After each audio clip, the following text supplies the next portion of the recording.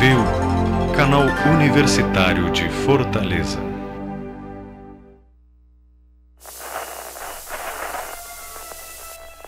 Houston, you've got to see this.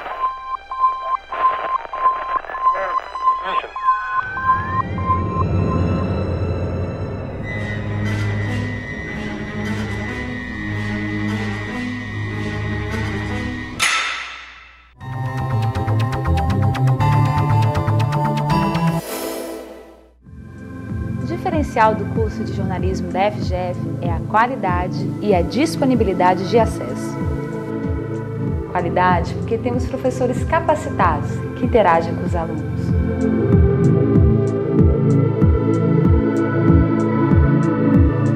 Disponibilidade de acesso porque temos ao nosso alcance um canal de TV e uma web rádio com a grade de programação produzida por alunos de vários semestres, juntos com o mesmo objetivo, aprendendo na teoria e na prática essa linda profissão, que é o jornalismo.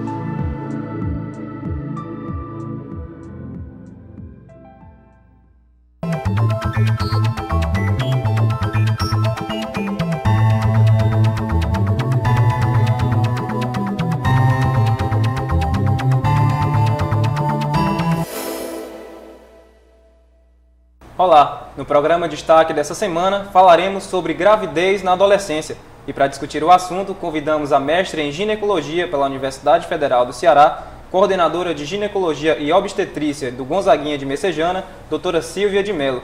Seja bem-vinda, doutora, no nosso programa. Para começar, eu gostaria que a senhora me falasse, a adolescente está preparada psicologicamente para ser mãe?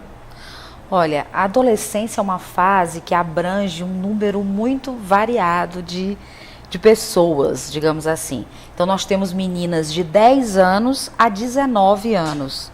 Então, as garotas com 18, 19 anos, elas algumas vezes já têm uma experiência, né, de vida que pode dar a elas assim, a possibilidade de engravidar de uma forma mais tranquilamente. Mas, de um modo geral, o que nós vemos são meninas totalmente despreparadas para a gravidez. Meninas que mal saíram da infância, que não têm ainda o conhecimento do funcionamento do próprio organismo, que não têm um objetivo na vida, que não estudaram ainda o suficiente para aprender a viver, a ser mãe.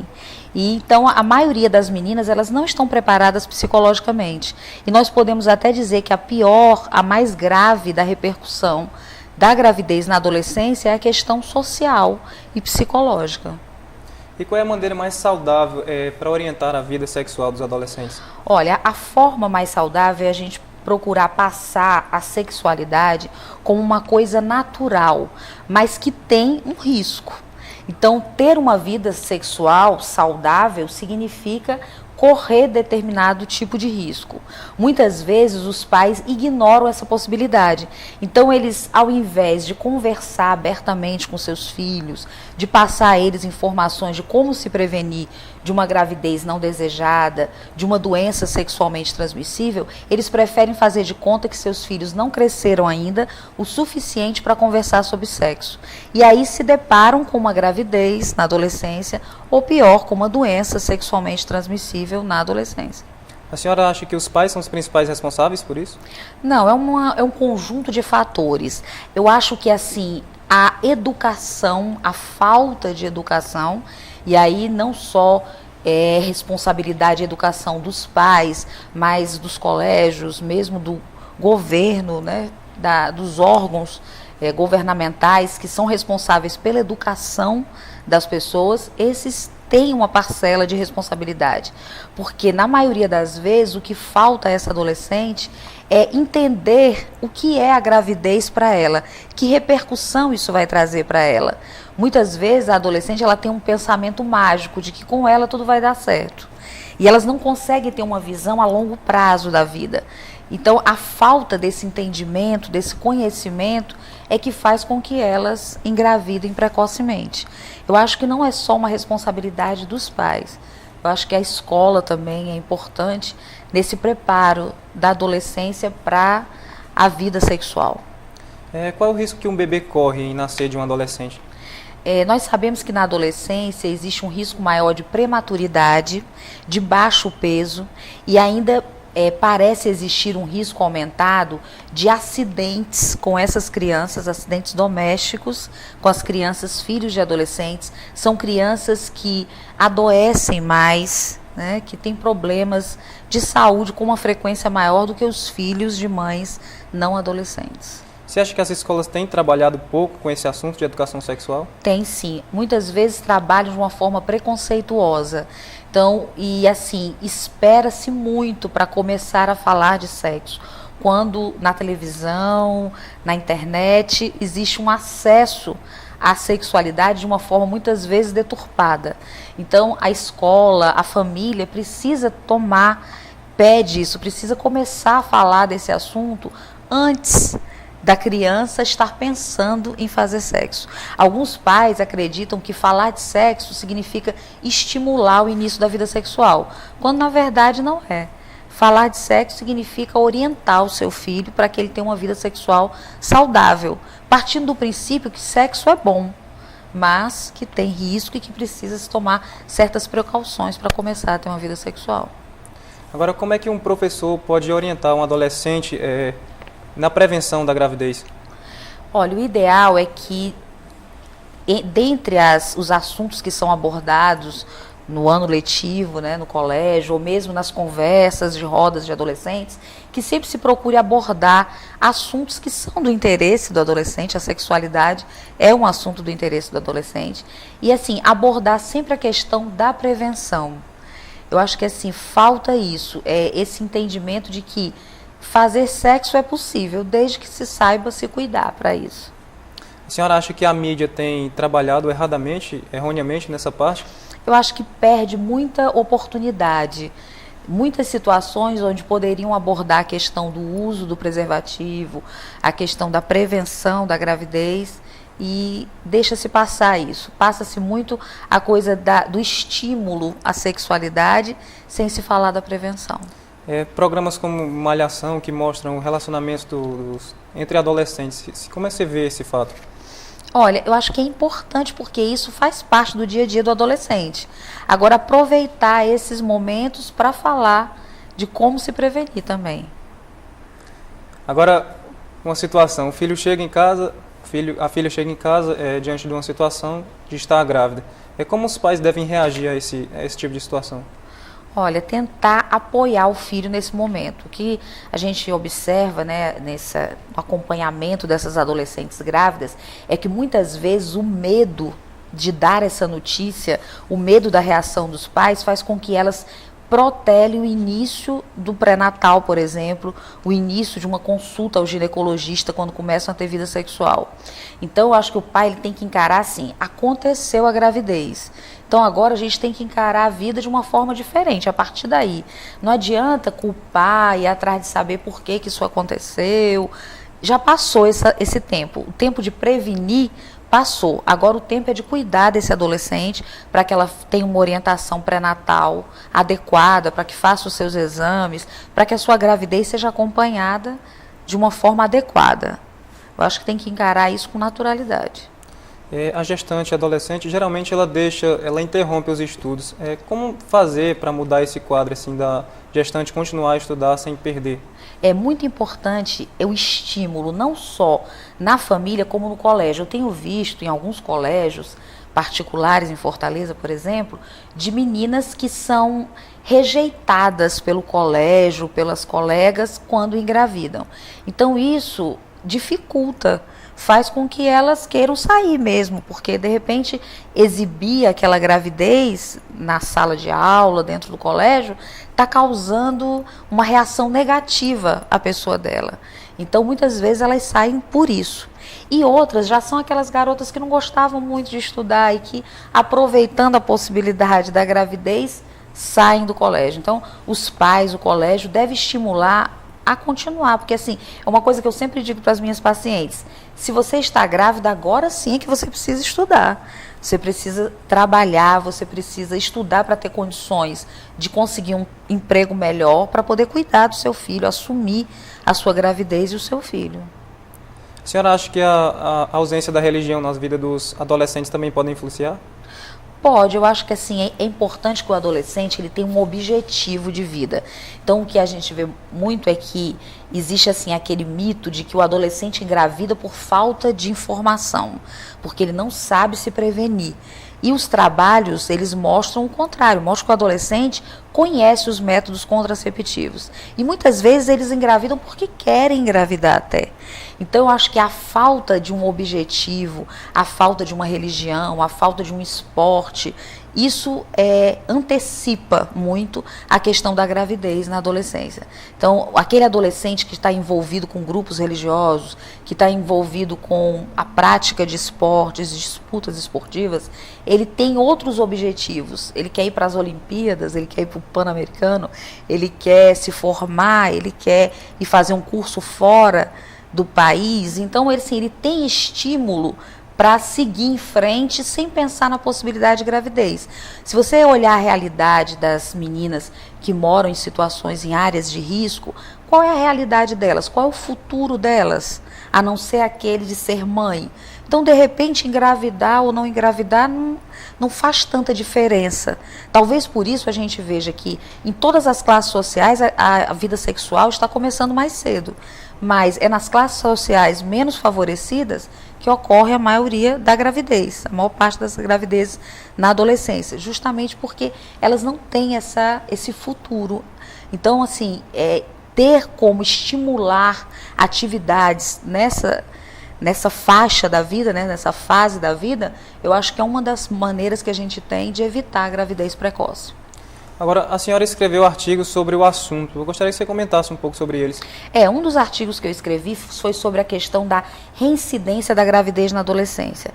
Porque, por incrível que pareça, além de ser tão frequente a gravidez entre as adolescentes, a reincidência também é muito frequente. Porque, assim, uma primeira gravidez, ela pode até dizer que engravidou porque não sabia que isso aconteceria com ela. Mas uma vez tendo engravidado, tendo passado pelo período da gestação, pelo parto, ainda assim elas engravidam logo depois.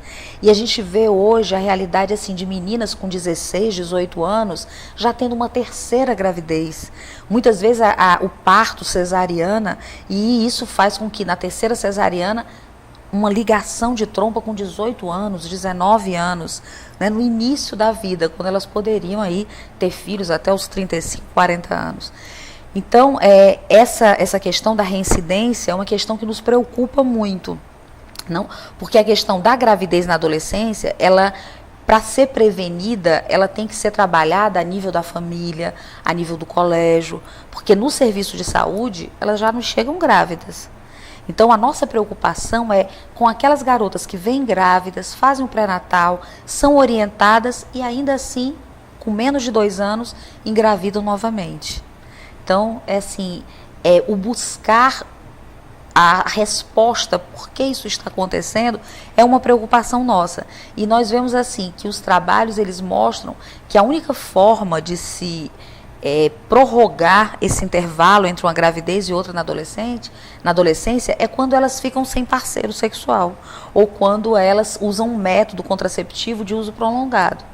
Porque na maioria das vezes, quando elas mudam de parceiro, e isso é muito frequente, elas engravidam novamente.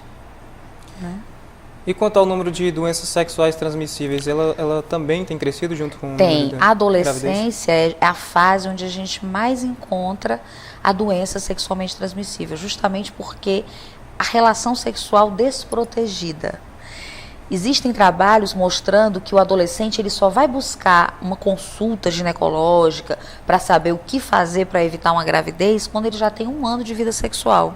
E esse período ele já contraiu alguma doença, já até engravidou, né, nesse primeiro ano de vida sexual. Então, realmente é muito frequente, existe uma preocupação muito grande com a transmissão do HIV e de outras doenças. Existe, por exemplo, a questão do HPV, muito frequente na adolescência. E a gente sabe que o HPV ele está associado ao câncer do colo do útero. Então, quanto mais cedo a menina começa a ter vida sexual, maior o risco dela contrair o HPV e dela ter o câncer do colo do útero. A gente falou sobre a adolescente grávida. Agora, o caso de o adolescente engravidar, a adolescente, assim, como pode mudar esse quadro também na educação para o essa questão é uma questão assim que tem que ser trabalhada também. Trabalha-se muito a menina, a mulher, e o homem trabalha-se pouco. Muitas vezes a gente vê que o parceiro dessas adolescentes são adultos, são homens adultos e às vezes até de uma idade avançada se comparada com a adolescente. Idade assim de ser pai da adolescente. Mas muitas vezes também nós vemos meninos, rapazes, adolescentes engravidando, né, suas pares no caso. Mas essa questão deve ser trabalhada assim, de se buscar a responsabilidade do homem na gravidez. Como o ônus da gravidez, o ônus da doença sexualmente transmissível é muito mais da mulher, porque é ela que vai carregar aquele bebê, ela vai ter o parto, ela vai amamentar. Quando a doença sexualmente transmissível, muitas vezes ela é muito mais facilmente transmitida do homem para a mulher do que da mulher para o homem. Então isso tira muito a responsabilidade do homem. Eu acho que trabalhar a educação do homem, nesse sentido de que ele também é responsável, é importante para a gente evitar. A senhora está desenvolvendo um projeto lá no Gonzaguinha sobre prevenção de reincidência na gravidez. Como é que funciona esse projeto? Nós estamos fazendo o seguinte, existe no Ceará em torno de 26% das gestações são em adolescentes. Então, de cada 100 mulheres que têm parto, né, no Ceará, aproximadamente 26 têm idade inferior a 19 anos. Então, a maternidade do Gonzaguinha de Messejana é a terceira em número de partos. Nós chegamos a ter cerca de 400 partos por mês.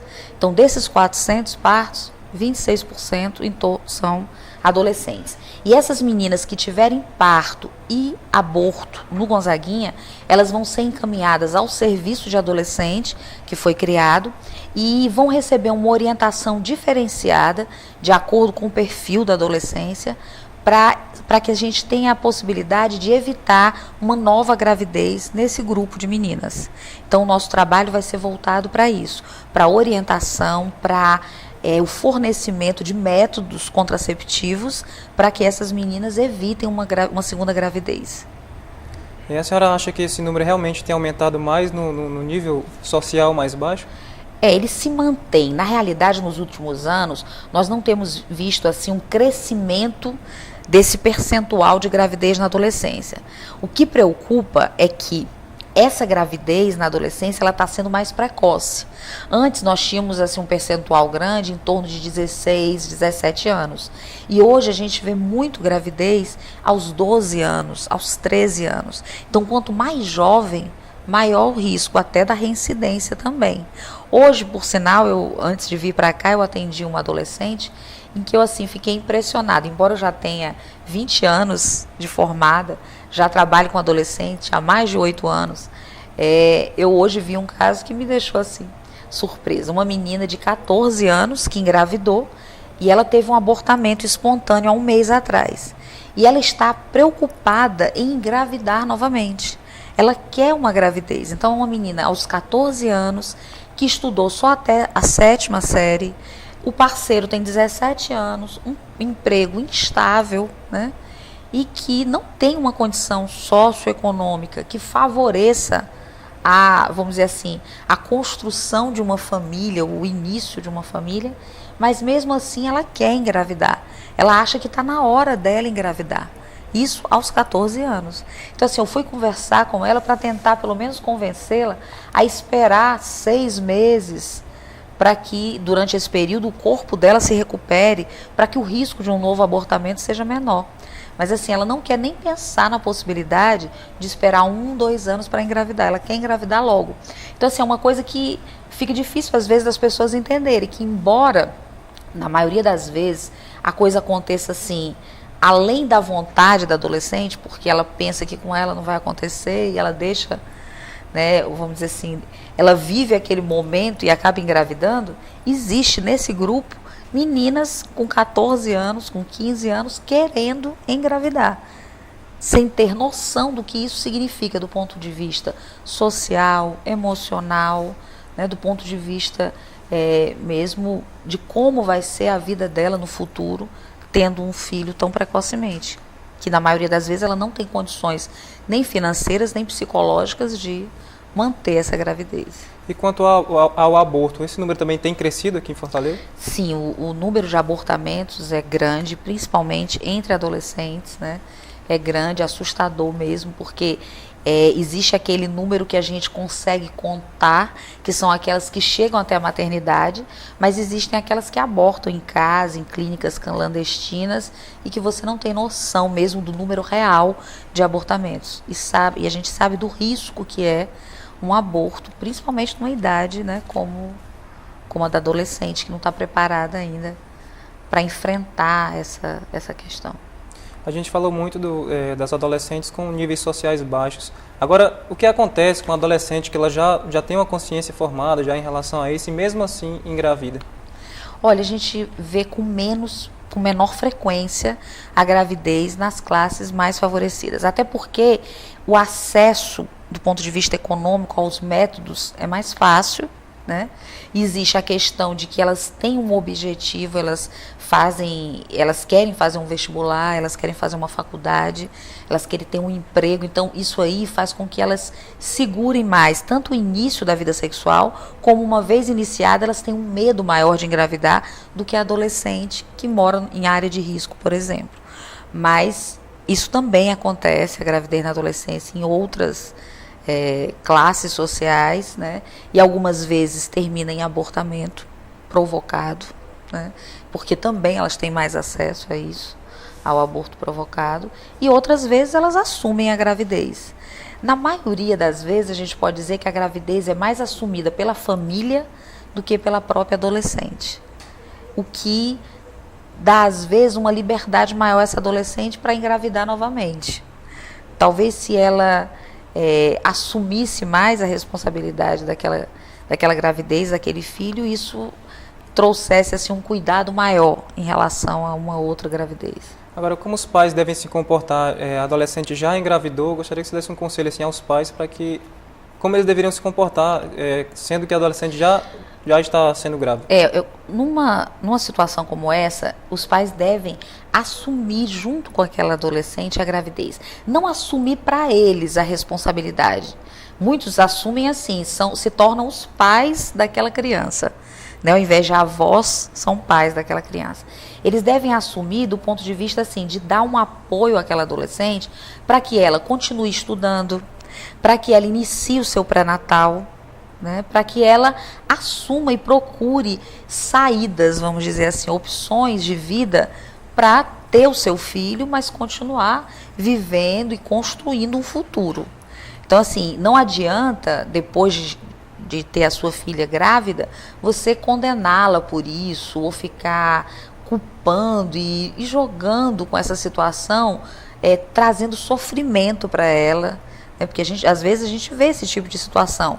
Os pais rejeitam a gravidez, rejeitam aquela filha, tratam ela de uma forma ruim. E até deixando traumas, né? Com certeza, né? Levando a depressão na gravidez e tudo. Então, assim, o ideal é que, uma vez que aconteceu, não tem mais o que fazer. É assumir, é ajudar, é fazer o pré-natal e procurar fazer daquela situação assim, até um motivo, uma coisa que eu costumo dizer, quem sabe isso aí vai fazer até com que ela amadureça, porque muitas vezes os pais nos trazem a seguinte questão: ela não tem maturidade para ser mãe. Tudo bem, ela não tem maturidade para ser mãe, mas ela engravidou. E aí? Então agora vamos buscar essa maturidade. O que vai acontecer é que ela agora vai ter que amadurecer mais rapidamente para assumir. Então, assim, vamos buscar esse amadurecimento ao invés de ficar criticando o adolescente, julgando e dizendo que não era hora. Tudo bem, não era hora, mas aconteceu, então agora vamos vivenciar isso de uma forma positiva.